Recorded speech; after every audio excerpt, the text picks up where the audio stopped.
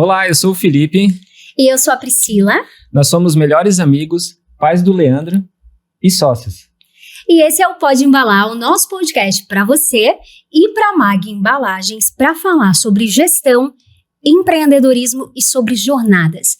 E com uma missão super especial, a gente está nesse episódio da primeira temporada recebendo uma dupla incrível de pessoas que nós conhecemos há alguns anos, super jovens, representando uma empresa cinquentenária e que é berço para muitos profissionais da área contábil na região. O José e a Luana da Contabilidade Sul.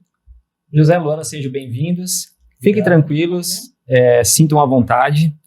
E para a primeira pergunta, a gente gostaria de conhecer um pouquinho mais sobre vocês. Quem é o José? Quem é a Luana? Falar um pouquinho sobre vocês, dentro da Sul, a trilha de vocês, né, por dentro da contabilidade. O meu nome é Luana da Silveira, sou contadora, tributarista, trabalho com contabilidade desde 2014 e desde 2016 eu estou na Contabilidade Sul. Foi lá que eu tive o primeiro contato com a área tributária e desde então eu venho aperfeiçoando esse ramo e estudando essa área. Tá? Hoje eu sou especialista em Direito Tributário e Contabilidade Tributária e continuo estudando muito essa parte e exercendo o departamento tributário dentro da Contabilidade Sul. Que chique, forte, né? Meu nome é José, Fernando, esposo da Suelen, contador, desde 2014 atuando dentro da área contábil, mais voltado para gestão comercial, para planejamento de sucessão familiar, de empresas, famílias, né? E especialista em direito societário, e tenho 28 anos, né? Formado aqui no Alto Vale, na instituição da Unidave, né? É isso.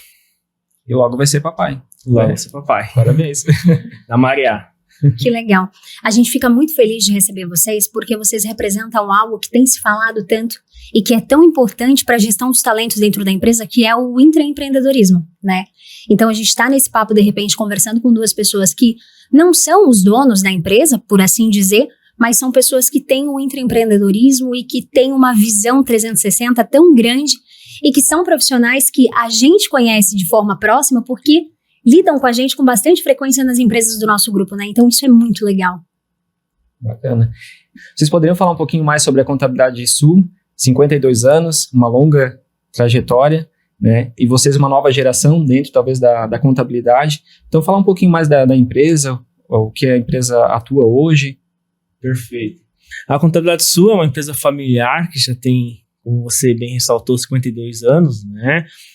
Hoje a gente tem uma carteira de cliente em torno de 400 empresas. Então a gente atende todo o segmento de indústria, serviço, comércio. O diretor hoje, Oswald Roque Wagner, né, junto com seu filho Marcos Luiz Wagner, são os sócios da contabilidade, estão atuando ativamente, né? O seu Oswald já está passando a sucessão aos poucos o Marcos, mas a profissão contábil sim é gratificante, né? Assim como o Oswaldi, ele começou lá como office boy, depois teve a oportunidade de comprar um percentual da empresa, e hoje ele tem a totalidade da empresa, né? Junto com o seu filho, que também tem lá 50%, né?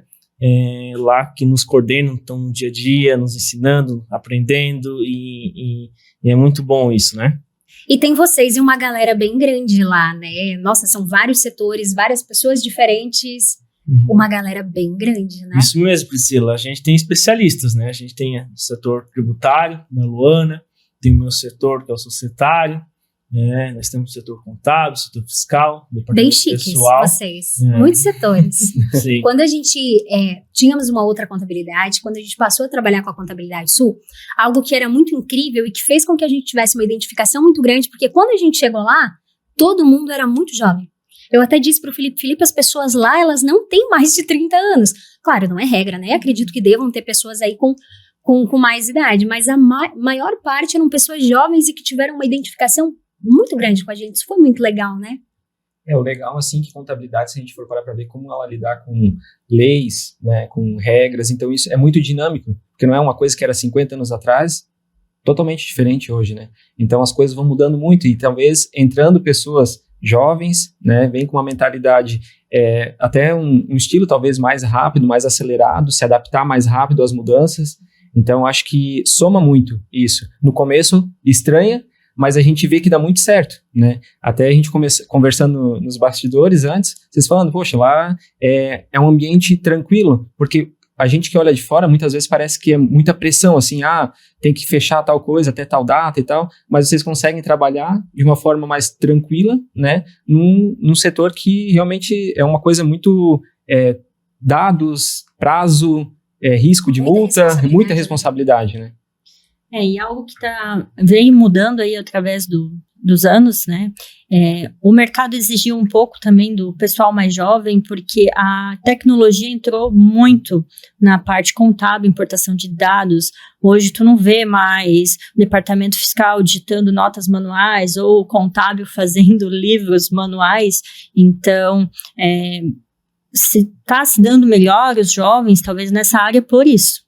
Tá? Eles vêm aí com uma pegada mais da tecnologia, abertos à mudança, então isso acho que forçou um pouco essa mudança do pessoal ser jovem, né? E lá na Contabilidade Sul é isso que identificou, por isso que acho que os jovens estão fazendo parte mais da nossa equipe agora, né? Eu lembro que até um tempo atrás, a Contabilidade Sul foi uma das primeiras a estar anunciando assim, a digitalização, contabilidade digital, e a gente até pensava assim, mas o que é contabilidade digital? Será que é só o sistema que eles estão usando? O que é para nós? E hoje a gente vê, no começo tinha os malotes que a gente ia mandando, hoje já não tem mais, é tudo pelo Drive, né? Então a gente vai, claro que a empresa eu acho também tem que estar madura para fazer isso, porque senão às vezes se não tiver bem organizado, não consegue ter esse fluxo de informação. Então a gente também foi por um processo e a gente conseguiu fazer parte disso, né, dessa digitalização, de não transitar documentos, né? Então a gente acaba sendo muito mais eficiente no serviço que vocês prestam, né? Muito importante, né, Priscila, aproveitando o gancho do Felipe, a gente diferenciar contabilidade digital e contabilidade online. Contabilidade online é aquele cara que vai te atender lá em São Paulo, com sede, vai te atender todo o Brasil. Não que a gente, da Contabilidade Sul, não podemos atender. A gente tem cliente em Brasília, tem cliente no Rio Grande, tem cliente no Pará, em Roraima, por exemplo, né? Uhum.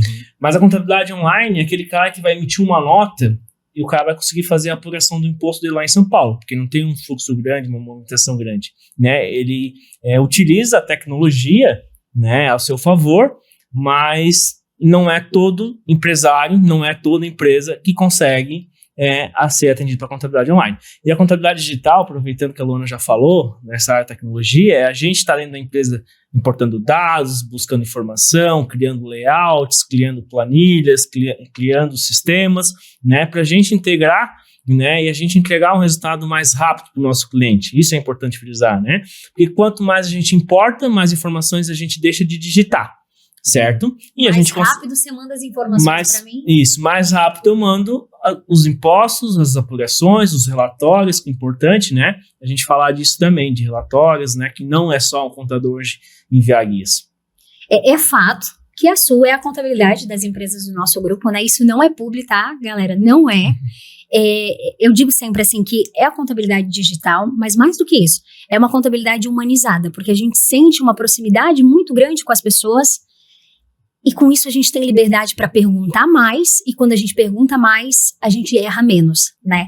Então o nosso motivo, já que não é publi, a gente está trazendo vocês aqui hoje, é justamente para compartilhar algumas questões aí do dia a dia do empreendedor, que por vezes entende que a sua contabilidade é só aquela empresa que ele vai pagar um boleto ali todo mês para receber guias de impostos, para fazer rescisão, admissão de colaborador.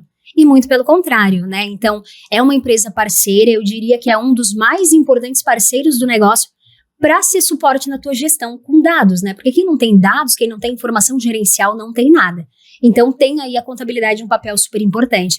Então, para você, empreendedor, que está em casa, que está escalando seu negócio, que de repente está saindo do MEI, né? Que está crescendo, ou quem está começando, quem pensa em empreender, essa nossa conversa hoje com esses dois especialistas é justamente para você saber de algumas coisas para que você não precise sentir dor para depois aprender. Porque antes da gente vir aqui bater esse papo com vocês, conversamos com vários empreendedores do país todo e é muito curioso que a colocação é a mesma. Apanhei muito, hoje já não é mais uma dificuldade minha, mas tenho certeza que é de muitos outros empreendedores e foi caro errar.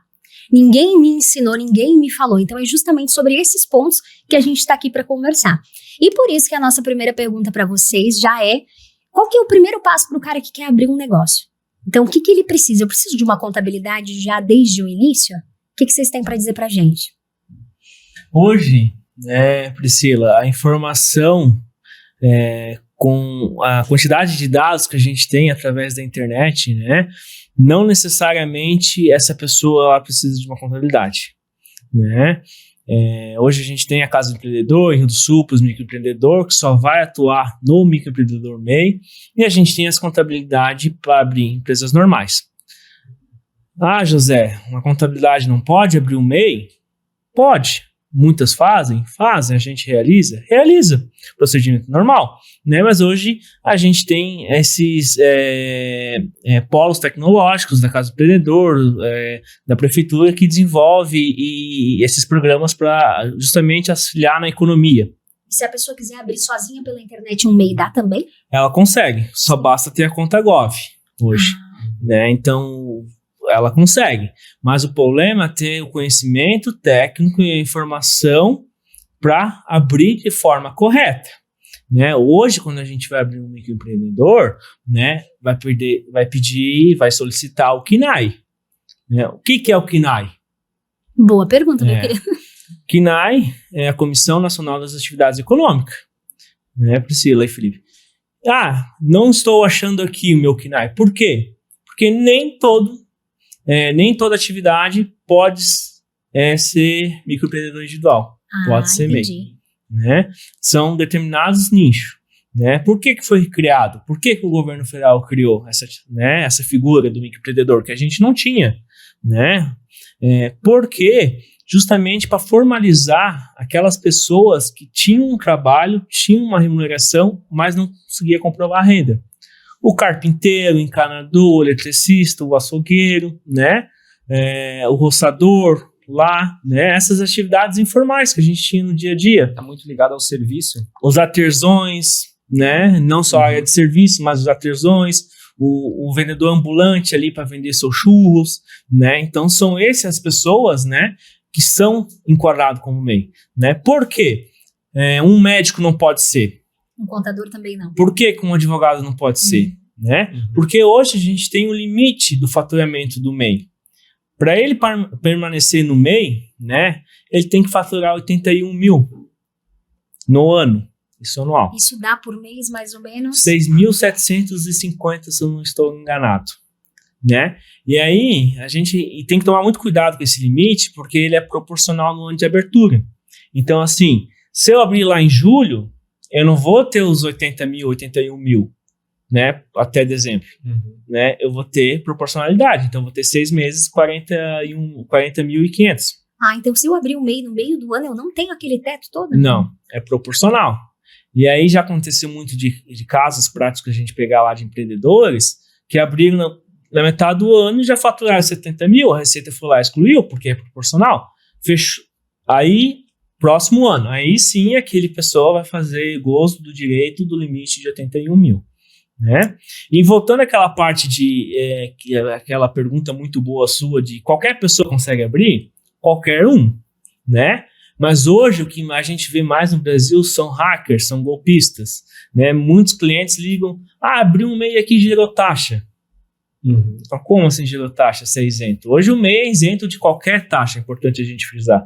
Taxa de corpo de bombeiro, taxa de alvará, né? Então, como assim gerou taxa? Para abrir ainda, o próprio site, a própria legislação está falando que o MEI é isento de qualquer custas e taxas e impostos, né? Impostos voltados a essas partes de alvarás, licenças, né? De cobrança.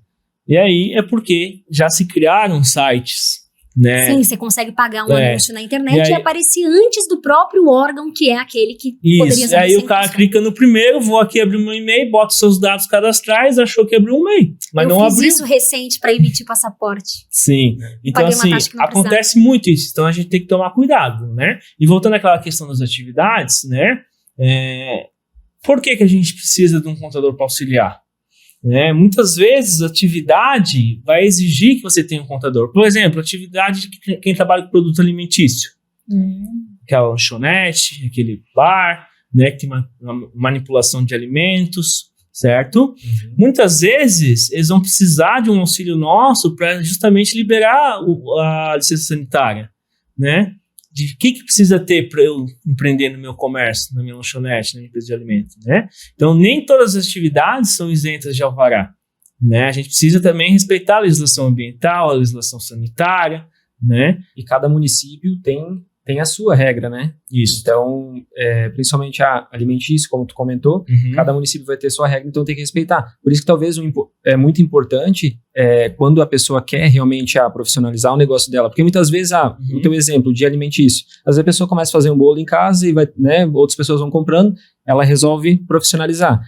Talvez ter esse contato, né? Eu acho que ter esse contato com uma pessoa, com um profissional, para conseguir tirar todas essas dúvidas ali no começo, para daí, já que tu tá profissionalizando, fazer da forma certa, porque senão, na verdade, tu tá empurrando uma coisa para frente, que daí talvez lá na frente tu vai ter um problema. Pode ter uma notificação do município, né, alguma coisa nesse sentido. E aí que tá, isso vem muito de encontro, porque hoje quando você vai abrir um MEI, um site oficial, pergunta se eu quero dispensa de alvará de localização. Muitos colocam sim para já ter o CNPJ, abrir de forma rápida, né? E o que acontece muitas vezes, né? Eles colocam, mas não necessariamente eles estão pedindo dispensa do alvará, que eles não têm que atender a norma.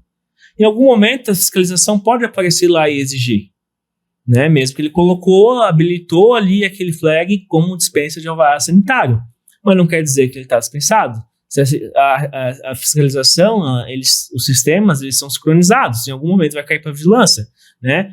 Por falta de efetivos fiscais, eles não conseguem fiscalizar o volume grande que a gente tem de aberturas, né? Mas em algum momento eles podem ir lá e chegar a fiscalizar e exigir, né? Não é porque você está dispensado que pode virar bagunça e você fazer o que bem entender. Não, tem que seguir as normas sanitárias, as normas ambientais, se aquela tua atividade exigir, né? E muitas vezes o sistema não vai te dizer que você tem que ter isso. É um profissional habilitado, que tem conhecimento técnico, né, que tem anos de carreira, que vai saber qual KNAI que vai te exigir uma atividade, né, qual objeto social que vai te exigir o devido licenciamento correto. A gente observa muito agora, né, e até na pandemia aconteceu bastante, de muitos negócios viralizarem. Tem o case de uma empreendedora que a gente acabou conversando que viralizou na pandemia, nas redes sociais, fazendo bolo de cenoura. E foi uma coisa assim super exponencial. E aí ela vendia para pessoa física e tudo certo. Ela tinha, né? Tava começando assim, vendia para pessoa física. E do nada recebeu um pedido de uma pessoa jurídica. E aí a pessoa jurídica exigiu que ela tivesse um CNPJ. E essa pessoa, então, na ânsia, ela foi e abriu um MEI sozinha no site do governo. Ela pensou, eu preciso de um CNPJ, eu vou ter o número, tá resolvido o meu problema.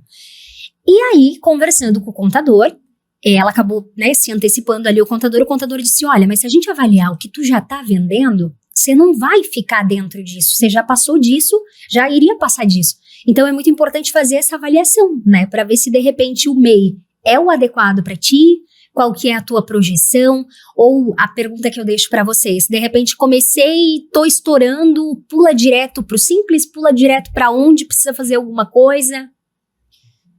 Essa não é uma pergunta tão fácil de responder, porque vai demandar de análise da atividade, da receita da pessoa, qual é o objetivo dela com aquela empresa. Então, hoje, antes de dar uma resposta, a gente sempre chama o cliente e coleta os dados, né? E o nome disso, a gente faz um planejamento tributário para aquela pessoa, né? A pessoa física que está aí partindo para a pessoa jurídica. Hoje, a gente consegue determinar, além do MEI, 3 regimes tributários. O Simples Nacional, o lucro presumido e o lucro real. Quando a pessoa está saindo do MEI, é bem comum dar como resultado ali mais vantajoso o Simples Nacional. Mas não é regra, tá? Eu reforço isso porque a gente já teve casos que o Simples Nacional se tornou mais caro, tá? Então, a gente chama o cliente e vai fazer essa análise para dar uma resposta para ela. Não existe uma resposta geral, uma regra geral. Isso explica, então, justamente o que faz a profissional da área da Luana lá dentro. Isso mesmo. Tudo faz mais sentido assim, né? Uhum. Que legal. E tem diferença, a empresa sendo um comércio, uma indústria, ela tem que ter algum cuidado a mais na hora que ela está abrindo a empresa? Como funciona isso? Ou é nessa análise, nessa avaliação, vocês conseguem já identificar se...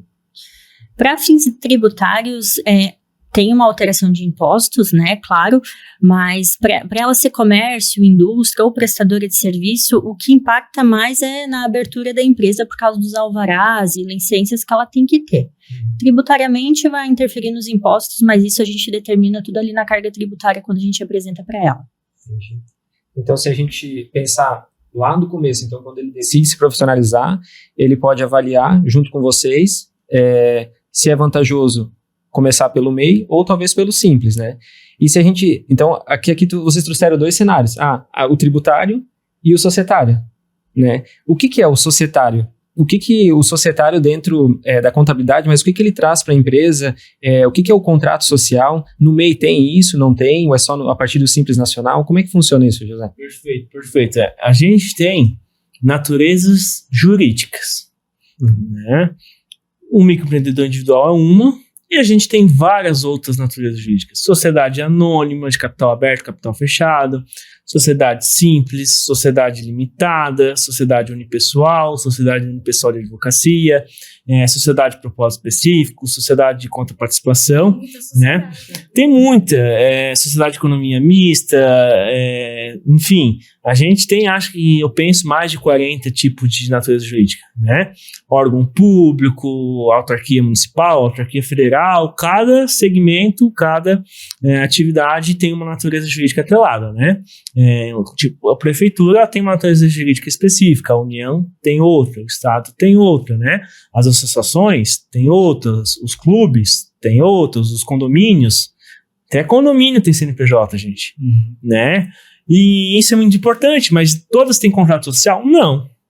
Condomínio não tem contrato social, condomínio tem a convenção de condomínio, né? Por exemplo, uma sociedade de conta de participação, que é mais sociedade de conta de participação, que é mais voltada para construtoras, né? Também não tem contrato social, né? O microempreendedor individual só tem um certificado do microempreendedor individual. Ele não tem um contrato, né? Ele não tem um estatuto que é voltado para as SAs, né? O microempreendedor, ele nunca tem um sócio?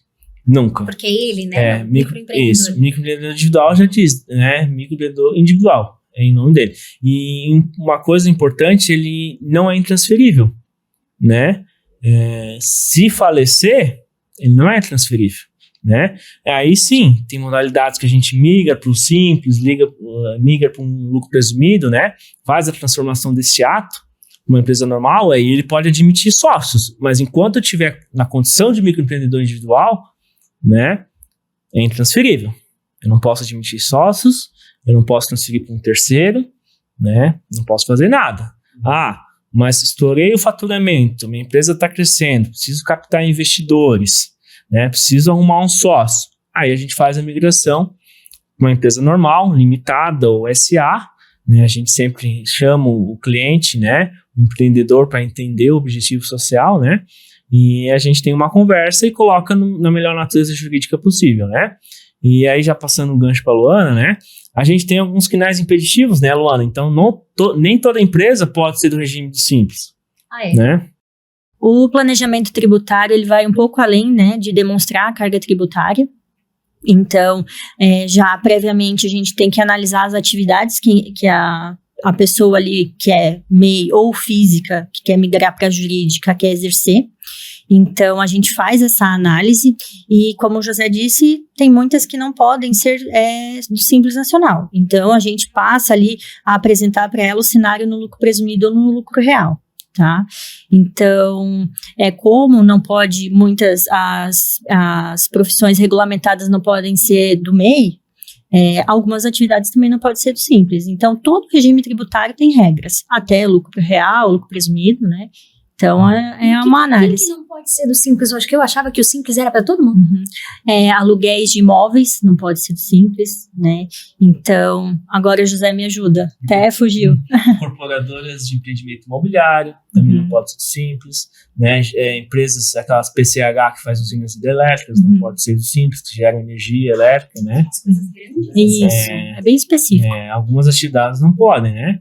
E tem algumas atividades também, né, Luana, que só podem ser do lucro real, mais voltada para a parte de banco, né? Instituições financeiras, obrigatoriamente, tem que ser lucro real, ou qualquer pessoa jurídica que fature mais de 78 milhões. Então, ela também hoje, né, na legislação atual, ela tem que ser do lucro real. É muito legal a gente passar por esses assuntos, porque o empreendedor que está começando, muitas vezes, tem tantos desafios, né? E você começa pelo MEI, você vai para o Simples, vai para outros caminhos, mas quando você está lá no começo, por vezes você nem tem essa noção, né, de que vem, o que vem no próximo passo. E a gente conversou com alguns empreendedores, né, mais uma questão repetida por vários. Eu saí do MEI, eu fui para o Simples Nacional, e quando eu cheguei no Simples Nacional, eu não sabia o que eu tinha que fazer. Então, o que muda, assim, na prática, se vocês puderem brevemente. Claro que a gente está aqui para colocar alguns pontos, né? O restante a pessoa vai conversar com um contador de confiança, vai pesquisar na internet, mas o que muda? A pessoa que produz, por exemplo, velas, que deixou de ser MEI e passa a ser Simples Nacional, isso é de hoje para amanhã, e o que ela faz de obrigações no Simples que ontem ela não precisava fazer? Então, quando a pessoa ela passa a ser uma pessoa jurídica optante por algum regime tributário como o Simples Nacional, primeiramente, quando sai do MEI, muitos não têm a prática de emitir a nota fiscal. Então, para o Simples Nacional, é essencial tu emitir a nota fiscal das suas vendas para reconhecer a sua receita. A partir da emissão da nota fiscal, nasce a necessidade de ter um sistema, talvez um software para controle de estoque, né? No caso da vela, a produção. Ele passa a pegar notas fiscais de compra mais regularmente, né? Às vezes para de comprar ali no mercadinho e passa a comprar de um fornecedor. Isso. Então, essas necessidades que ele vai criando e que o mercado mesmo vai exigir dele, exige o quê? A contabilidade, né? Ele vai ter que passar a fazer as demonstrações contábeis, manter a escrituração fiscal dele regular, porque ele vai entregar o PGDAS, da onde vai nascer ali o imposto a pagar dele. Que complexo.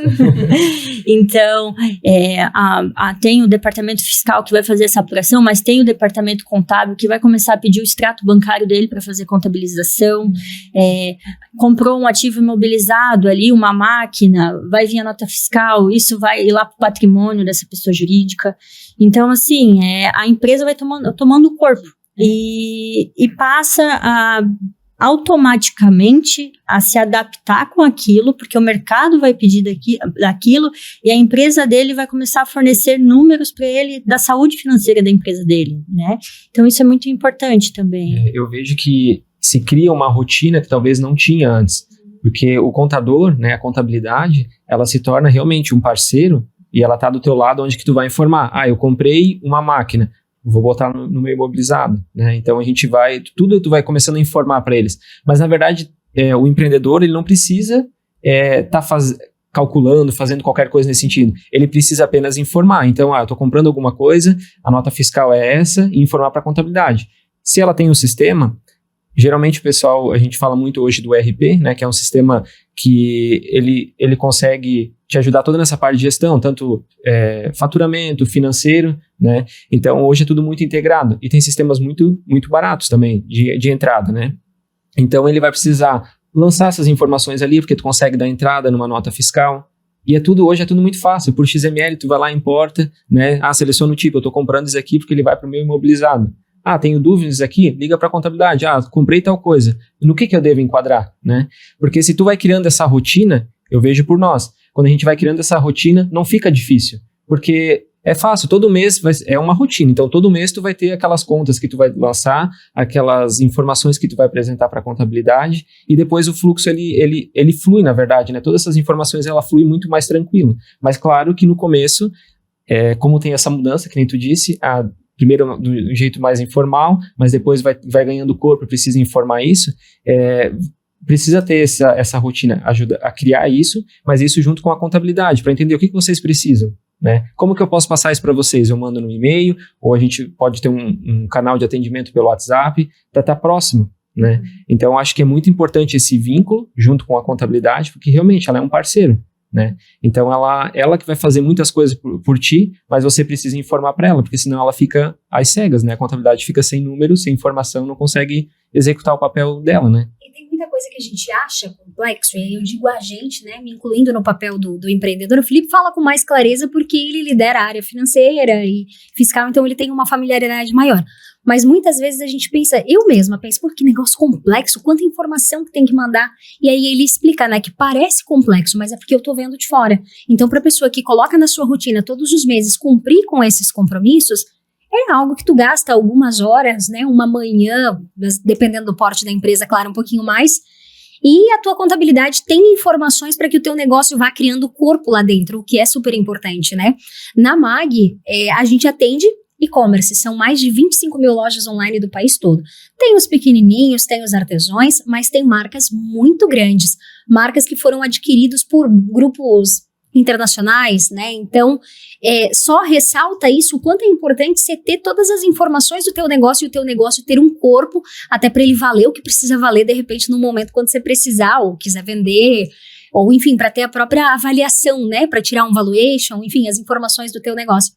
Então, às vezes, quando a gente olha isso de fora, né, a pessoa que está aí ouvindo o podcast pensando, nossa, mas quanta coisa complexa.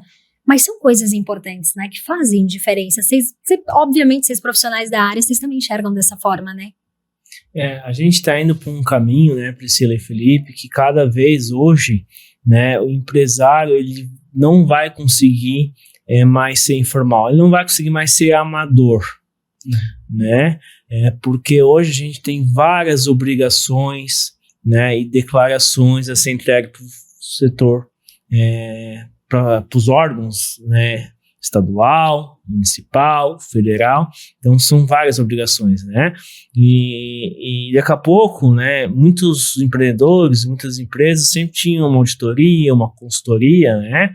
Com a Receita, ela está fechando o circo, né? E a gente tem que estar amparado com as mudanças trabalhistas, tributárias, justamente, né, para atender esse cliente, para ele não receber uma notificação, né, que daqui a pouco possa eventualmente vir a fechar a empresa, né? Então, se a gente pega uma coisa errada lá no escritório, a gente já liga para o empreendedor. Vocês sentem muito isso com a gente, né? Ó, isso, né? Não, José, mas a gente não faz coisa errada. Então, vocês nos orientam primeiro para a gente não fazer, aí vocês não precisam ligar para dizer que a gente está fazendo. Sim, mas assim, é porque, que nem você comentou, né? Existe o pequeno, existe o grande, existe o médio, né? E a gente, essa migração, né?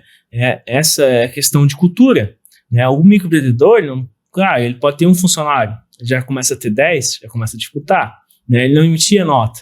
Vou tirar minha primeira nota. Como é que eu faço? Será que eu estou fazendo certo? Né? E tudo isso a gente tem colaboradores para orientar, né? O que é uma NCM? Qual que é a alíquota aqui que eu boto na nota? Né?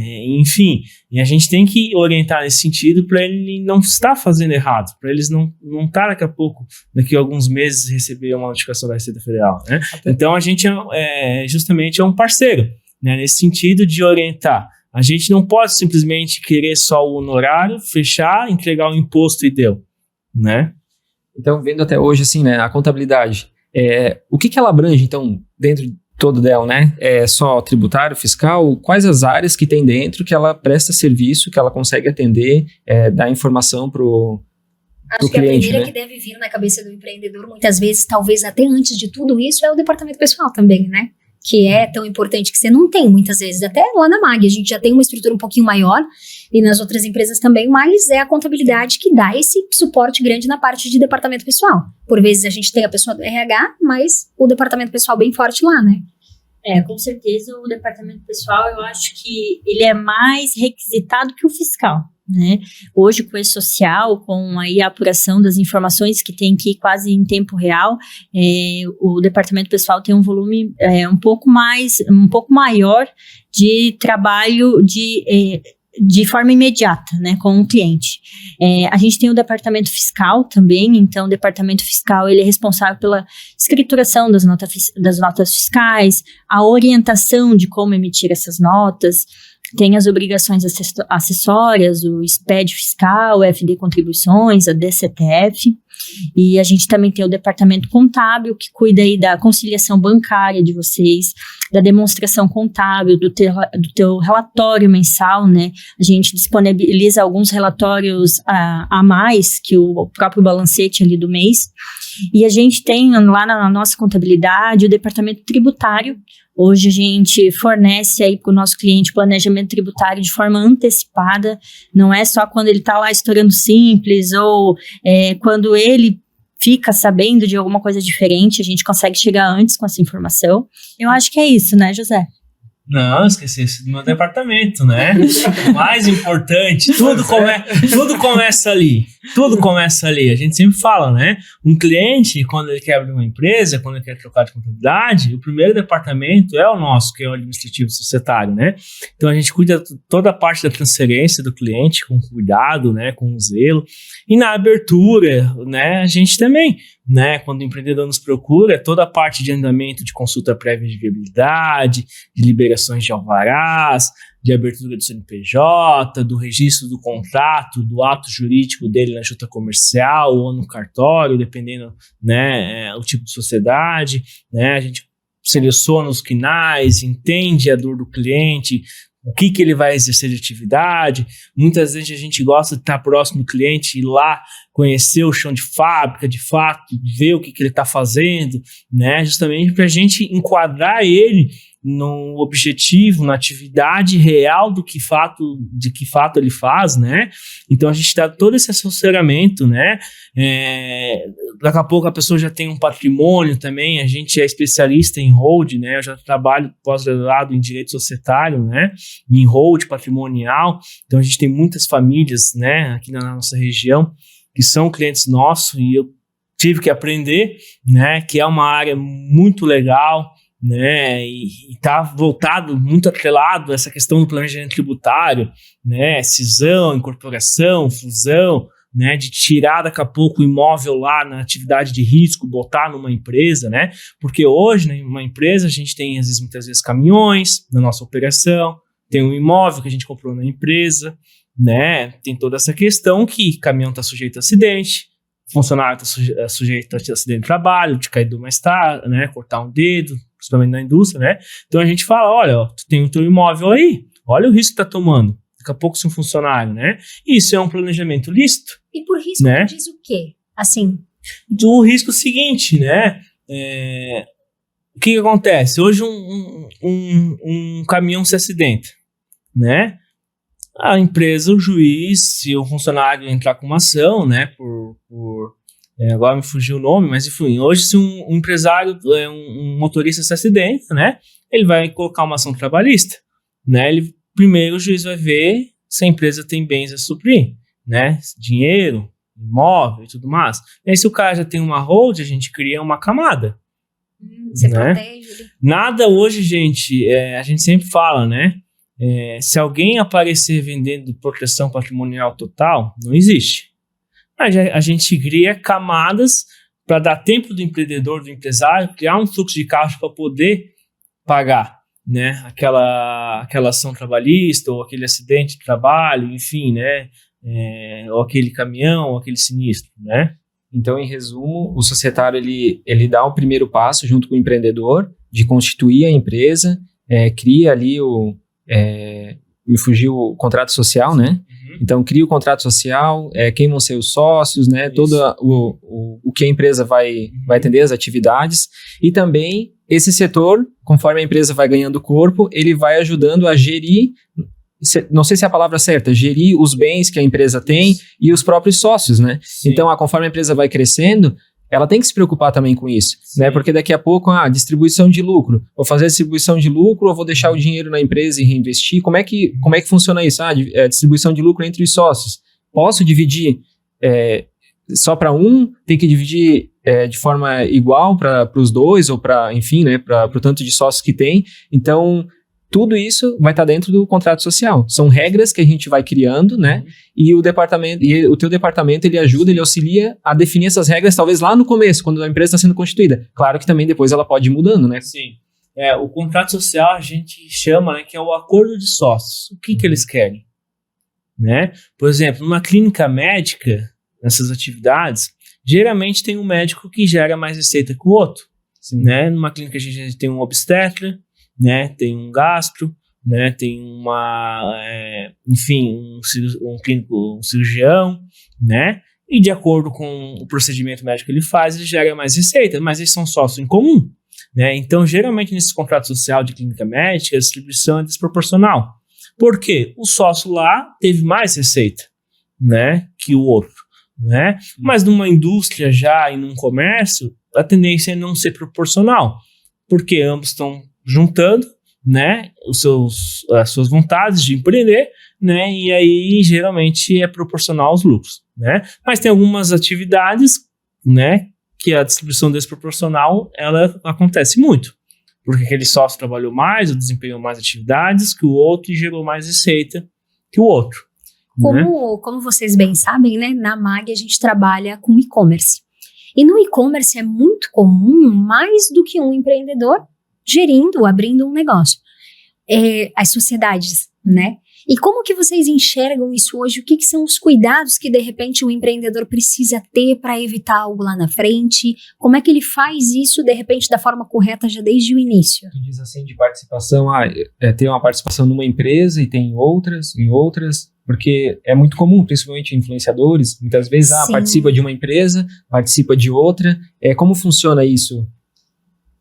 Bom, voltando para a questão tributária... Você só fala de coisas difíceis, Luana. Voltando, essa pergunta de vocês, eu vou puxar para o tributário, porque é uma coisa talvez que não é tão conhecida e é muito importante. Quando as empresas jurídicas têm aí sócios em comuns e elas são as duas do Simples, elas somam faturamento, aí tem algumas regrinhas, né, mas numa visão geral, somam faturamento para fins de exclusão desse regime, porque esse regime ele tem um teto de faturamento. Tu pode faturar 4,8 milhões num ano. E daqui a pouco um tem uma empresa, o outro sócio tem mais uma do Simples, e aí naquele grupo tem 4, 5 empresas, né? Se ela determinar ali pela participação societária, se ela é administradora, se tem mais de 10% dessa participação, a gente tem que controlar o faturamento global dessas empresas. Porque se uma não faturou 4 milhões e 800, mas no grupo faturou, e está na regra ali da soma desse faturamento global, todas saem do Simples. Então, assim, chama essa atenção para... tem mais de uma empresa? Qual regime é? Avisa o teu contador, porque às vezes uma está numa contabilidade e outra está na outra. E não tem como a gente saber disso se o empresário não avisa. Mas E aí depois, se acontecer de excluir, na contabilidade, de certa forma, não tinha muito o que fazer, porque precisava ter acesso a essa informação, né? Mas isso se o empreendedor, vamos supor, um é sócio de uma fábrica de vela, mas ele também é um influenciador que é sócio talvez num outro segmento. Ou ele nem não é importa. Um influenciador, né? Porque não, a gente pensando vê assim, muitas pessoas hoje que ilustrando. querem ter vários negócios, e tem, Sim. Não tem nada a ver com segmento ou com o que a empresa faz, tá? É a sociedade, é sócio. É uma prestadora de serviço e a outra é uma empresa, uma verdureira. Vai somar, tá? Claro, tem aí umas regras, né? Não vou abrir aqui porque é até meio complexo, mas se estão nessa situação, avise seu contador, porque com certeza ali ele vai te passar uma orientação mais apurada de como fazer esse controle. Então ali é o CPF, né? Independentemente se aqui eu tenho uma indústria, se eu tenho uma transportadora ou se eu tenho um comércio. Se eu configurar nas 3 empresas a ação do Simples Nacional, vai somar. Então é um cuidado que as pessoas realmente devem ter, né? Porque é comum, principalmente a gente vendo no e-commerce, com a pandemia, cresceu muito rápido, né? Então muitas pessoas às vezes estouraram o teto do Simples, ou quem estava próximo ali, às vezes foi aquele empurrão, ou entrou daí em sociedade em uma outra empresa, porque teve a oportunidade, né? Que surgiram várias oportunidades, e com isso, daqui a pouco, pode estar recebendo uma notificação, alguma coisa nesse sentido, né? Ou simplesmente, do dia para noite, a pessoa ser excluída, porque daí ela pode ser excluída do Simples, né? E essa exclusão, José, me corrija se eu estiver errado, ela não é automática, ela tem que ser informada. Então, às vezes, tá ali, estourou aquele limite, já está meses com aquele limite estourado, e a gente não informou para a Receita Federal. Se a Receita Federal pegar essa situação, ela vai te excluir de forma retroativa, né? Desde o momento que correu aquele fato gerador para exclusão, tá? Então, aí é complicado e vale a atenção nesse quesito. É tudo tão complexo, né? Eu valorizo muito o momento de fala de vocês aqui, porque vocês estão trazendo assuntos que as pessoas talvez vai passar a vida toda e não vai ter acesso a essa informação, então é muito importante, mas é complexo, né? É muito complexo. Então, voltando também à pergunta original ali, pra gente trazer mais um pouquinho, a gente já foi para esse lado, agora pro lado, assim, de quais cuidados que eu tenho que ter para trazer um sócio. Então, o Felipe e eu, sócios, quais cuidados? De repente, lá na frente, a gente deixa de partilhar essa sociedade, como que se evita um problema? Vamos lá, Priscila. Essa tua pergunta é muito boa, né? Os cuidados que a gente tem que ter, né? Primeira coisa, né? Você tem a sua empresa e quer admitir. Eu vou chamar Felipe, você tem outras empresas? Justamente já é pra a gente ver se não vai somar faturamento. Não, tem uma outra empresa do Simples. Admitir, tu diz a gente passar a ser sócio. Isso, passar a ser sócio. Você quer que ele entre na sua sociedade, né? Primeira coisa, Felipe, você tem uma outra empresa? Não tem. Então, ele pode ser seu sócio no Simples Nacional, né? Tem que ver se não é sócio estrangeiro também, porque hoje não pode estar no Simples Nacional. Empresa que tem sócio estrangeiro, do exterior. Sério? Não pode. Eu vou dizer pra você que a gente tem muitos clientes de empresas com sócios estrangeiros. Hoje ainda eu acompanhei com o pessoal, a pessoa estava em Roma, em Roma se diz? Uhum. A pessoa Roma, e a operação vai ser em São Paulo, vai ser no Brasil, e tem-se ali uma sociedade. E isso é muito comum de acontecer. Sim. Principalmente no mercado de cosméticos, que está bastante forte agora. O pessoal tem trazido muito do cosmético do exterior, somado com uma operação no Brasil, com uma expertise, com a característica, né, os traços brasileiros e tudo mais, e negócios bastante fortes. E aproveitando, a gente está aqui falando de e-commerce, né? A pandemia ensinou uma coisa que a gente já tinha, só que a gente não estava acostumado, né? A compra online, né? A gente não era acostumado. A gente ficava na pandemia, né? Com lockdown e tudo mais, a gente não podia visitar lojas. Onde que a gente ia? Para a internet, né? E é onde que surgiram esses grandes empresas do exterior, Shopee, né? Shein, né? A gente não vai entrar no assunto aqui se é concorrência leal ou desleal, porque vai taxar ou não vai taxar, né? Mas a gente viu um grande aumento. E a tendência, né, é cada vez aumentar isso, né? Eu costumo dizer para os meus alunos, né, onde eu leciono, professor, né? Sim, que a loja física ela não vai se acabar. Isso não vai se acabar, né? Mas a tendência é cada vez a gente ter mais, né, a facilidade na nossa vida. A nossa vida é tão corrida hoje em dia, né? Para que eu vou sair, se ausentar do meu serviço para lá comprar um produto, se eu posso em 20 segundos, às vezes, comprar um produto pela internet, né? Com preço onde eu vou receber na minha casa ou no meu endereço comercial, né? Então, a tendência é cada vez mais os e-commerce, e a gente vem vendo isso de empresas de tecnologia. Agora a gente está abrindo uma empresa que desenvolveu um software que lá da Austrália, a gente está recebendo no nosso escritório, um sócio recebemos para fazer uma cotação, um orçamento, né? Um propósito comercial.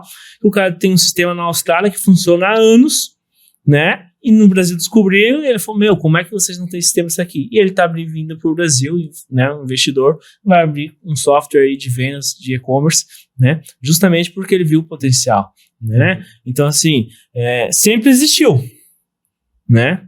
Mas era pouco usado. A pandemia mostrou isso. A pandemia abriu os olhos para muitas coisas, né? Isso. E entre elas, muitas oportunidades, né? Eu vejo pela minha família, meus parentes, mas, né, que tem uma certa idade, de 50, 60 anos, né? E hoje ele mandou, compra essa peça aqui, compra essa geladeira pra mim, né? Porque eles veem a facilidade, né? Eles não precisam se ausentar num sábado, numa coisa pra lá comprar uma geladeira, né? Se a gente tem na internet, né? E é rápido, chega em casa, né? Então o e-commerce mostrou isso, né? Na verdade, a pandemia mostrou que a gente precisava ter essa mudança de cultura, né? E já que você puxou o assunto de e-commerce, para o cara que tem um e-commerce, assim, o que você diz hoje do ponto de vista tributário, do ponto de vista contábil? Até para trazer, né, já ilustrar isso para o pessoal. Tem a galera que tá ali no meio, que vai crescer, que vai passar pelo Simples, ou que de repente não vai passar pelo Simples, que vai para os regimes da frente. O Simples, ele é um mundo, de certa forma, com seus adendos, claro, mas ele é um mundo maravilhoso e ele é de fato muito simples, né? A gente fala isso com propriedade porque a gente deixou de ser uma empresa do Simples há pouco tempo e a gente apanhou miseravelmente, né? Então, nesse tempo dessa adaptação, de aprender a trabalhar fora do Simples Nacional, porque as coisas de fato deixam de ser simples. E a operação de e-commerce, ela é muito fácil, né? Não é fácil porque a gente sabe que exige muito esforço de várias áreas, mas para tu conseguir uma escala no online, por vezes acaba sendo mais fácil. Então, para você sair de um Simples Nacional também acaba sendo mais fácil. E é um caminho difícil depois, né? Como que vocês enxergam? Assim, primeiro, falar um pouquinho de e-commerce e depois do passo que a gente dá depois do Simples, para aquele cara que está crescendo, que está lá sabendo que logo ele vai estourar e precisa de um plano seguinte.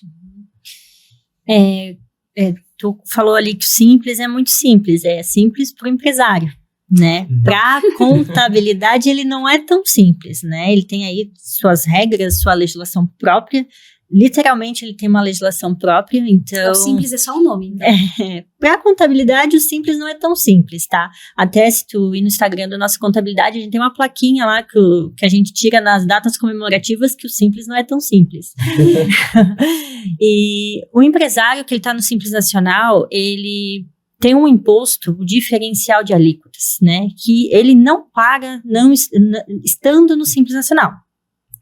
Então, a maior dor do e-commerce quando sai desse regime é esse imposto que ele não pagava e ele passa a pagar e ele tem uma alíquota aí de 6% a 8% do total da nota. Isso é o DIFAL que a gente paga? É o DIFAL, né? Então, em toda a venda fora do estado que ele efetuar interestadual vai ter esse imposto. Isso para pessoa física? Quando vende para pessoa física, isso mesmo, para consumidor final não contribuinte. Então, talvez o primeiro impasse que dá quando ele quer sair do Simples. Ele passa, no Simples eu tenho uma alíquota de 10%, 11% ali nas últimas faixas, e só um imposto que eu vou ter que recolher já é 6%, 8%. Então, faz a diferença no preço final dele mesmo, e a gente vê, é unânime essa reclamação, né, do empresário nessa situação. Quando ele sai do Simples Nacional, tem toda uma adequação da nota fiscal. Ele não destaca certos impostos, ele tem que passar a destacar. Se ele destaca, a gente frisa muito, ter muito cuidado na alíquota que usa. Se tem dúvida, liga para a contabilidade antes, porque muitas vezes destacou errado, pagou errado. E para fazer todo aquele trâmite de restituição, ressarcimento, não é tão fácil. O governo tem 5 anos para talvez ressarcir ele, né? E isso acaba afetando ali o fluxo de caixa dele, porque ninguém merece pagar imposto errado, já é caro, né? E pagar errado, então, é pior ainda. Quando ele troca de regime tributário, ele passa a entregar outras obrigações acessórias, né? Ele deixa de entregar o PGDAS, passa a entregar SPED, que vai com detalhamento de estoque, detalhamento de produto. Às vezes, se ele não tem um software muito bem configurado, dá uma dor de cabeça ali, porque tem que voltar, tem que cadastrar o produto, fazer levantamento de estoque. E a contabilidade nessa transição acaba sendo um pouco chata, porque a gente fica, vamos lá, temos que entregar, não existe a possibilidade de não entregar. E também tu entregar errado, tu tá sujeito a multas, né?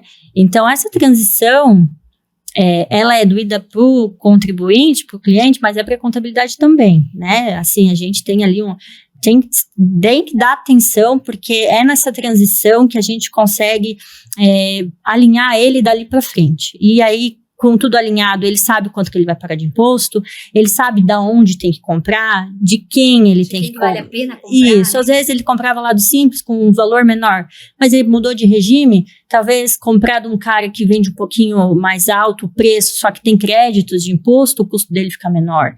Então, a gente faz essa conta aí com o cliente, a gente faz essa conta de custo. Bom, a gente, né, nas nossas reuniões, a gente teve várias conversas sobre custo, porque tá no Simples, para o empresário, comprou e vendeu, é aquela alíquota e deu. Quando tu sai do regime de Simples Nacional, tu passa a falar de carga tributária e de custo. Quanto é o teu custo real, descontando os impostos, comprando dessa pessoa, não comprando dessa, né? Então, aí é toda uma adequação, uma coisa mais... O engraçado é que o custo ele muda se tu vender para pessoa física ou para jurídica. Então, às vezes, não é vantagem tu vender para pessoa jurídica, né? Então, a gente tinha muito isso quando na época quando a gente teve essa transição de entender, o meu público, sei lá, tantos por cento é pessoa jurídica, então eu vou ter que ratear um pouco, porque lá no nosso site a gente coloca um preço indiferente, se é pessoa física ou jurídica. Então a gente não consegue separar uma tabela para jurídica e uma para pessoa física, principalmente no canal de venda que é o site. Se fosse um atendimento pessoal, daí sim, para empresa e tal, daí a gente consegue ter no detalhe. Mas quando tu coloca numa plataforma, no site, tu não consegue escolher para quem tu vai vender. Então muitas vezes tu vai ter que criar um valor médio, né, para estar colocando em cima. Uma das coisas também que o interessante, né, que eu vejo quando é acompanhado esse crescimento, que vai ver que a tendência é estourar o Simples Nacional e mudar para um próximo regime, é de se preparar antes na questão das DIFAL. Criar as inscrições estaduais nos estados, porque senão toda nota que tu fatura gera uma guia, paga. Então pensa, um e-commerce, no cenário do e-commerce, vendendo 60, 100 pedidos por dia, gerar 100 guias para pagar uma. Pequena, né, Felipe? Isso pequena, muito maior. Então, já para nós, quando virou, já era um transtorno. E até sair todas as inscrições estaduais, nem conseguimos em todos os estados, porque tem alguns que, dependendo do tanto que tu vende para o estado, nem aceita. Mas o bom é que, de cara, São Paulo, que foi o estado que a gente mais vende, acabou que saiu mais rápido. Mas é uma dor de cabeça, porque, nossa, pensa, dentro da empresa, tu tinha um fluxo que tu só pagava lá no dia 20 e aquele imposto. E do nada tu tem que imprimir guias todos os dias para estar fazendo o pagamento, né?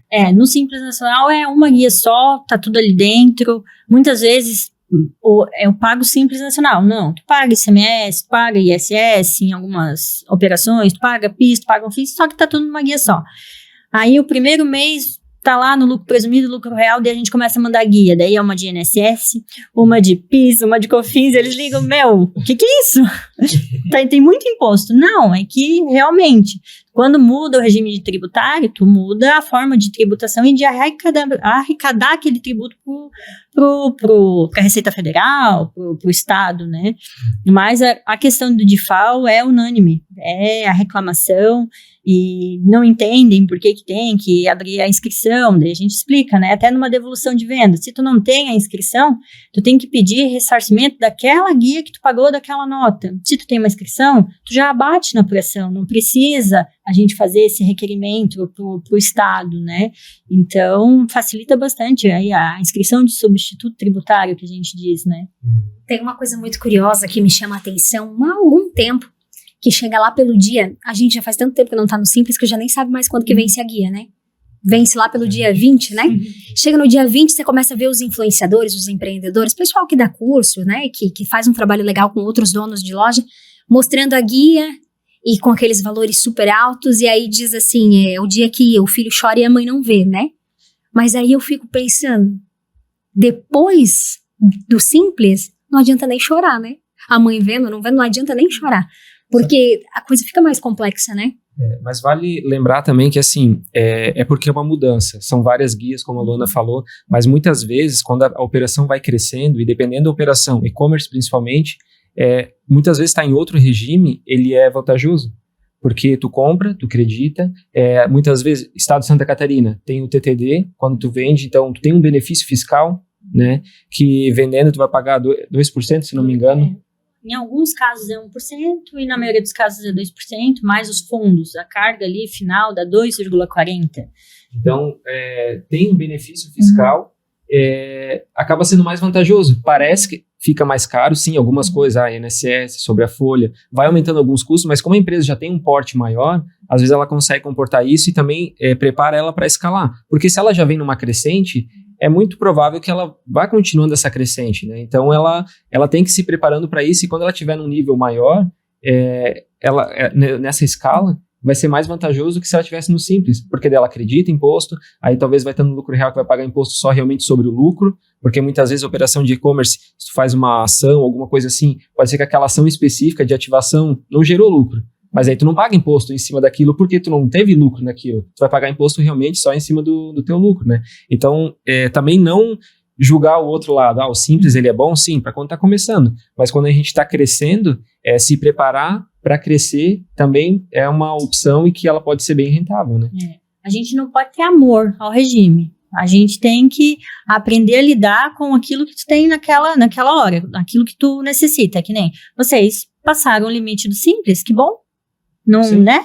Vocês estão faturando, então é uma transição e é um caminho que empresas em crescimento sempre vão passar. É até bom você falar, né? A gente não quer, assim, vandalizar os outros regimes, não é isso. Existe aí a burocracia, né? Nós, como contabilidade, estamos lá para isso, para facilitar, mas não é de todo mal.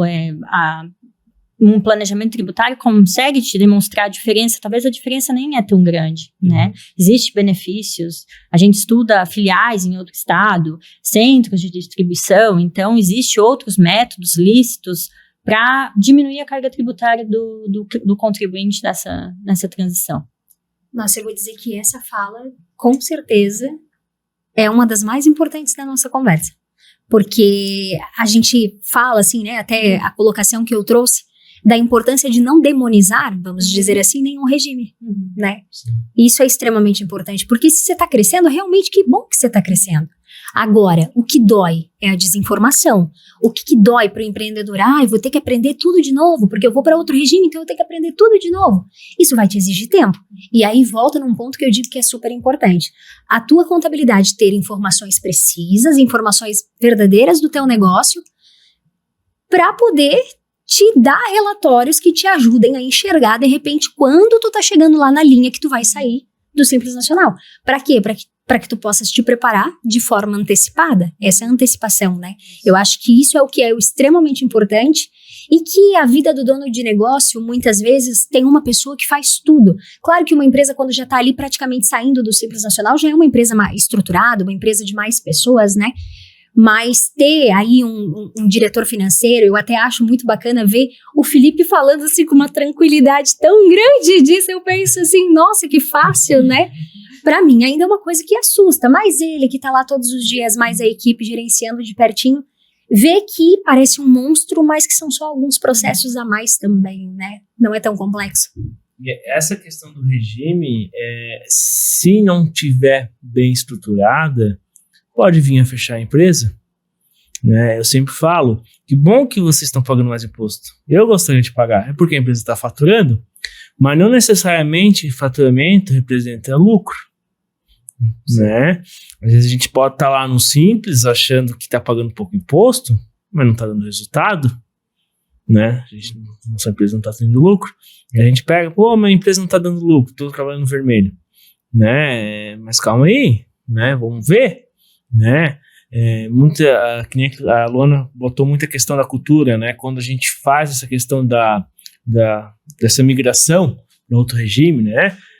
O MEI ele não está acostumado a pegar nota fiscal. Tomei um serviço aqui de elétrica na minha fábrica, não pega nota fiscal. Comprei ali a matéria-prima para minha fábrica, não pega nota fiscal, né?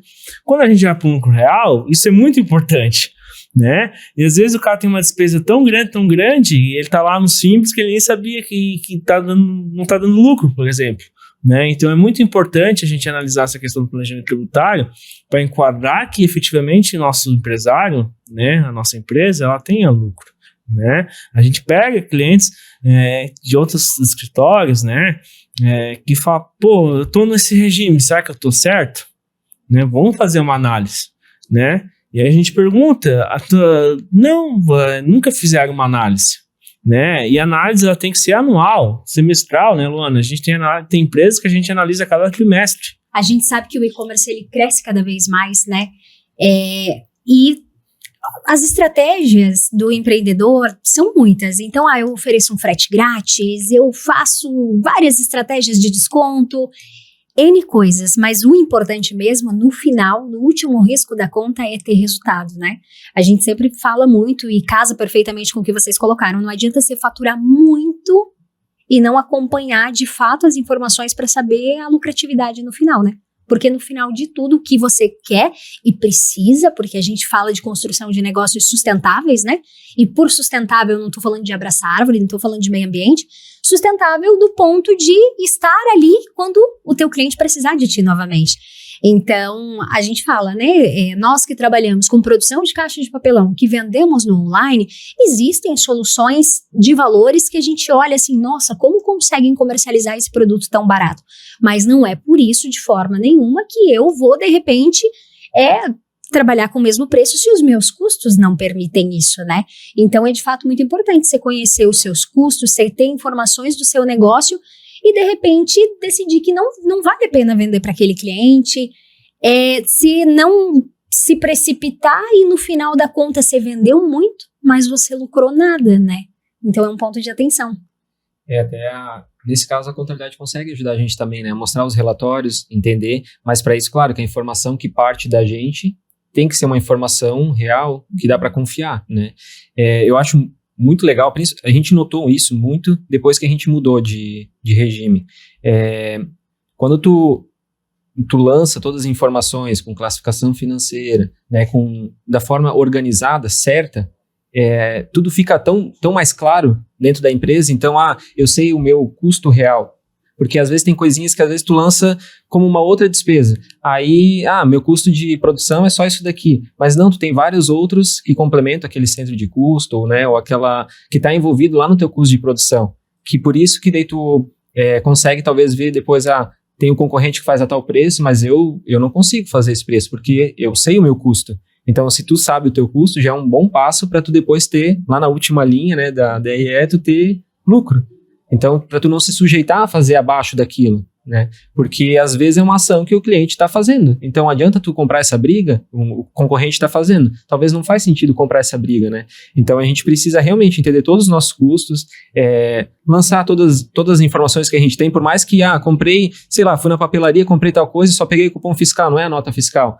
Mas lança aquilo dentro do teu RP, informa que aquilo é um gasto, sei lá, material de expediente, que é um gasto que foi lá para a produção, né? Para tu ter essas informações e realmente conseguir apurar, né? E depois também tu vai criando essa doutrina de lançar tudo, tu vai tomando gosto e depois qualquer mudança, ou nem só a mudança, mas se tu ir informando isso para a contabilidade, quando tem uma contabilidade parceira que é próxima, que ela entende que tu é organizado, ou que tu está querendo se organizar, então ela vai conseguir também puxar muitas informações e também te dar números reais que dá para confiar para tomadas de decisões, né, na parte estratégica da empresa. O e-commerce, de certa forma, ele é complexo, né? Então, a gente faz as notas fiscais, mas o cliente ele tem 7 dias para se arrepender por qualquer motivo, devolver. Você precisa coletar em qualquer lugar do país em que ele tiver, onde muitas vezes acaba não vale a pena trazer de volta, é uma realidade que por vezes se tem, e você precisa fazer uma nota de devolução.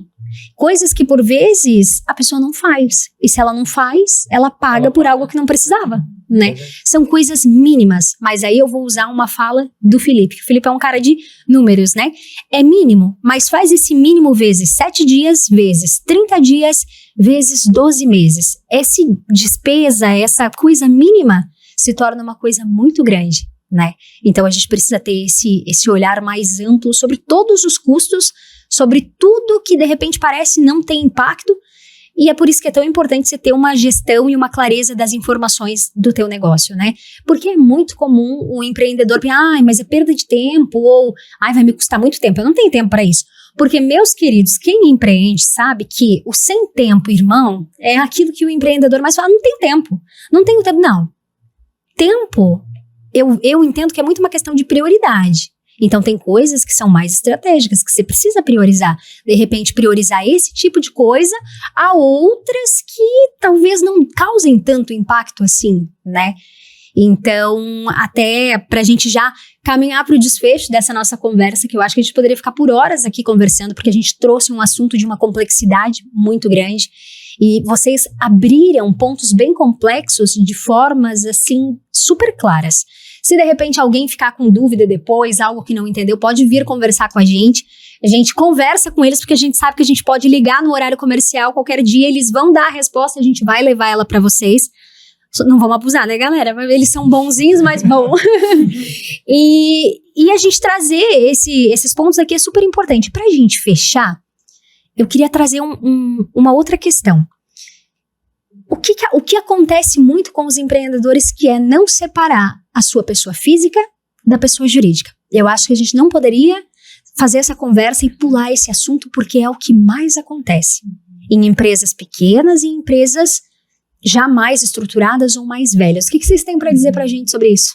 No contexto aqui que a gente conversou, até vou voltar um pouquinho para contextualizar essa pergunta. Ele começa como um autônomo, pessoa física, CPF, então ele começa a empreender, ele começa a comprar na pessoa física, vender, vai ali, uma coisa informal.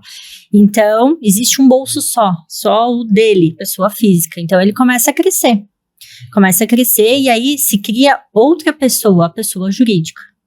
Então, existe um princípio contábil para isso que é da entidade, né? O patrimônio da pessoa física e o patrimônio da pessoa jurídica têm que ser separados. E isso, na contabilidade, a escrituração tem que ser clara e autônoma. Então, o que eu quero dizer? Quando ele sai da informalidade e que ele passa a fazer isso, ele tem que começar a diferenciar os bolsos, o que é o bolso da pessoa jurídica, o que é o bolso da pessoa física. Então, tudo que é despesa ali do CPF dele, o plano de saúde dele, abastecer o carro dele, o colégio do filho dele, é pessoa física. Então, ele tem que pagar da conta da pessoa física.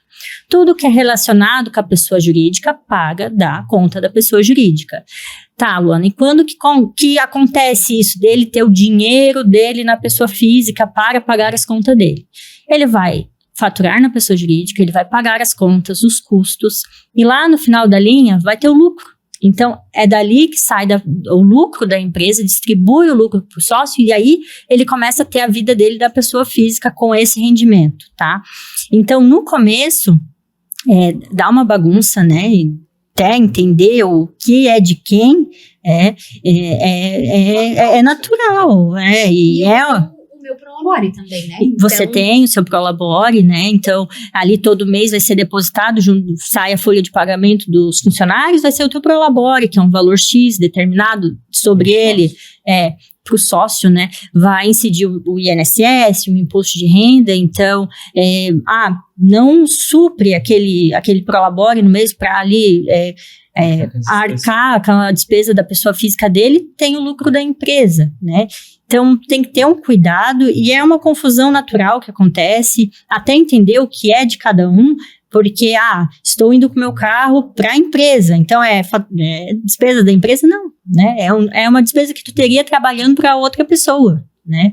Então, é nesse ponto que ele tem que ter discernimento, né? Que é o gasto de cada um. Essa mistura, ela não é saudável, né?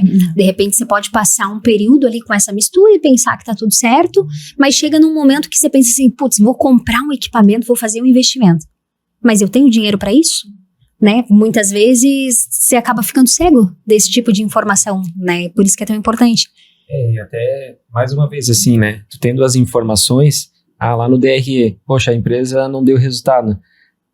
Não deu resultado, mas daí eu vou olhar onde é que foi esse dinheiro. Tu começa a procurar onde é que foi o dinheiro, porque a operação da empresa pode ser que deu resultado, mas às vezes o sócio está tirando demais, né? Ele considera o Prolabore e está pegando ainda o lucro da empresa para complementar uma renda dele. Então, talvez, eu acho que vem até a reflexão.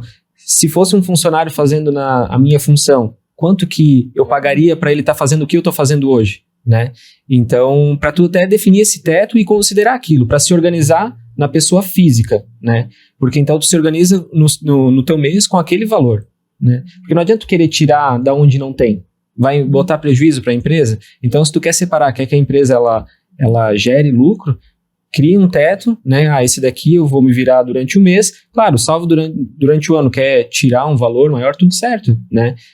Mas faz com que a empresa gere lucro para depois você tirar retirado. Porque às vezes tu vai tirando pouquinho por mês, tu não percebe. Mas se tu tirar trimestral ou semestral ou até anual, nossa, dá um montante, né? Tirar R$1.000 por mês não é muito, mas tirar 12 mil no final do ano é bastante. Esse é o Felipe falando do orçamento pessoal. Do Brasil todo. E uma questão que o Felipe colocou importante, né? A gente tem provisões de férias que a gente tem que se programar, né? Porque se a gente vai tirando, chega lá em dezembro, a gente tem que recorrer ao quê? Ao banco. Para tu pegar um empréstimo para poder pagar 13º, férias, coletiva, né? E a gente não se programou para isso. A gente teve resultado? Teve. mas a gente não programou nossas retiradas, né? Então, por isso que eu sempre falo, que o Fli colocou, né? Cara, quanto tu merece ganhar? Então, um cara que vai 4 horas na empresa ou vai 10? Né? O sócio, isso quando eu que tenho as primeiras falas com os empresários, né? E eu que boto no contrato social, eu vou dizer, quem que vai ser o administrador?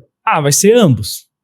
Eles acham, e eu sempre deixo claro, mas vocês sabem qual que é o poder da administração? Né? Vocês vão ter a caneta, né? O outro tem que falar, não, mas eu só vou investir, eu não vou estar na empresa no dia a dia, eu só quero tirar meu lucro. Então, tu não é administrador, né? Você é sócio, investidor.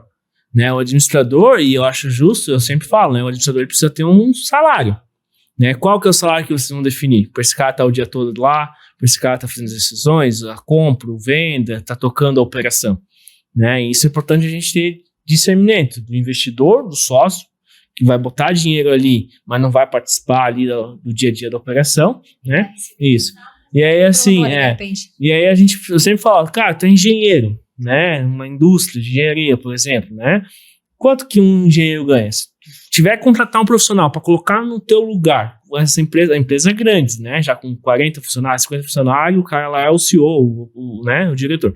Quanto que tem que pagar uma pessoa? 15 mil, né, para trazer uma pessoa boa para substituir. Então, esse é teu salário. Porque senão daí tu bota como tu sócio e paga esse cara, se tu quer só tirar o dinheiro da empresa, né, paga um diretor. Né? Então a gente tem que ter muita clareza e nessa primeira conversa a gente tem que deixar claro isso no contrato social, né? Mas às vezes é um assunto muito crítico, né? Eu acho que as pessoas às vezes nem querem muito tocar porque pensam, eu preciso às vezes daquilo, né? Mas não, acho que a gente tem que se cobrar e realmente criar uma regra e seguir ela, porque daí realmente tu consegue resultado com a empresa, né? Então, pelo menos lá, eu sou muito chato, assim, né?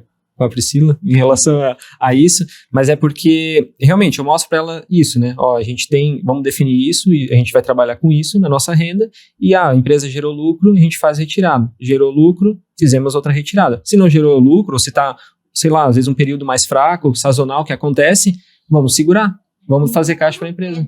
É da empresa, não é nosso. Sim. Então, vou retirar, vou reinvestir. Vou investir, o que a gente vai fazer? Vamos comprar máquina? Precisa? Não precisa? Tem que fazer? Não tem? Então, vamos tirar a pessoa física, né? Que é outra coisa também, né? A gente vai se estendendo, porque sempre vai dando assunto, mas hoje, para tu tirar o lucro da empresa para a pessoa, tu não paga INSS, né? Então, é vantagem, porque se tu tirasse por Prolabore, tu ia pagar INSS. Tá para mudar?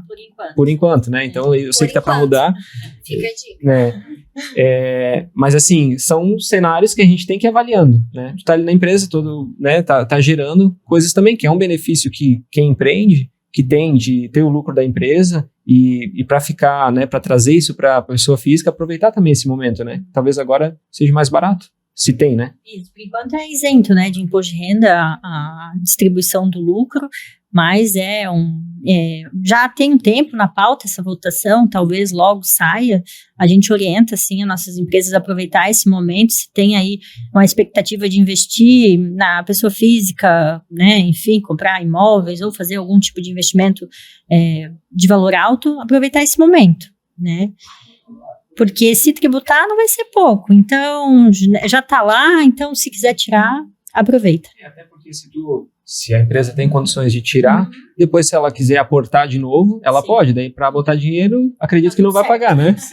Então... Meu Deus, gente, não fosse eu casar com ele, como é que é, gente? Então, mas é verdade, a gente tem que aproveitar de forma, claro, lista de lidar com as situações, com o cenário que a gente tem, né? Não quer dizer que tu vai tirar da empresa, tu vai gastar. Às vezes tu pode tirar e investir ali numa aplicação na pessoa física. Hoje tem aplicações isentas de imposto de renda aí, né?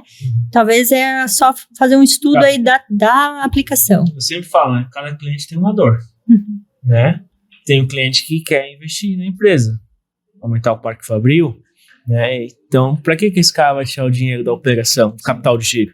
Né? O cara quer comprar mais estoque, tirar dinheiro para a pessoa física para depois ir lá pegar financiamento. Isso, não adianta. Faz sentido, né? Tem gente que a empresa já está num patamar, que não pretende aumentar o parque fabril e ele quer ter uma segunda fonte de renda, comprar alguns imóveis, né? Que nem como a própria Luana comentou, aplicar num CDB, numa renda fixa, em renda variável, né? Aí tira, porque geralmente as aplicações na pessoa física, geralmente não é regra, né, gente? É mais vantajosa, né? É isso mesmo. Bom, eu acho que a gente abordou uma série de assuntos super importantes complexos, e eu quero dar parabéns para vocês, porque principalmente a Luana, né, que trouxe o tributário, que do meu ponto de vista ele é um pouquinho mais complexo, de uma forma assim clara para todos os ouvidos. Então eu acho que a gente entregou o que a gente veio fazer aqui com esse episódio do podcast hoje. Agradeço a presença de vocês, agradeço a Contabilidade Sul por ter liberado vocês para estarem aqui com a gente nesse momento. Levo através de vocês, né, o nosso parabéns para o restante da equipe. A gente teve dia do contador recente também, não teve? Teve, sim. Então, o nosso parabéns para todos da equipe. Uma equipe bem grande, super próxima, que está sempre do nosso lado quando a gente precisa. E para você, empreendedor, que acompanhou o nosso Pode Embalar hoje, eu, Priscila, por aqui, do lado do Felipe, trazendo esses dois profissionais incríveis para falar desse assunto tão complexo, com tanto viés, e de forma tão clara. Gente, muito obrigada, de verdade. Daria para ficar aqui falando muito mais tempo. Eu espero sinceramente que a gente tenha conseguido somar para você, independente do estágio que o seu negócio esteja. E o Pode Embalar é isso, né? É trazer um pouquinho do mercado, um pouquinho de gestão, um pouco do que a gente vive como sócios das empresas que a gente trabalha, e na Mag Embalagens principalmente, né? Trazendo um pouquinho desse diálogo sobre e-commerce também. E ser aberto, né? Eu acho que entender que as nossas dores que a gente teve lá no começo dores de muitas pessoas que estão, às vezes, passando hoje, né? E a gente validou isso conversando com vários clientes nossos, que realmente são dores que as pessoas têm no começo do negócio ou durante, né, o crescimento do negócio. Então é bom a gente sempre botar para discussão, né? E se você tem aí um amigo empreendedor, um familiar, alguém que queira empreender, compartilha esse conteúdo, porque vale super a pena. É um assunto que todo mundo precisa ter um mínimo de conhecimento, porque é isso que eu digo, você precisa pelo menos conhecer um pouquinho de tudo. Você não precisa ser e nem consegue ser especialista em tudo, mas você precisa, como empreendedor, entender um pouquinho de cada área, justamente para saber as perguntas certas para fazer para os caras da contabilidade, ou seja, quais forem os outros fornecedores ou parceiros que você tiver no seu negócio. Então, muito obrigada por você ter acompanhado o Pode Embalar até aqui, muito obrigada aos nossos convidados, muito obrigada a você por ser meu parceiro da vida de todos os dias, de tantas coisas. Valeu, gente! Valeu, até mais! Até mais!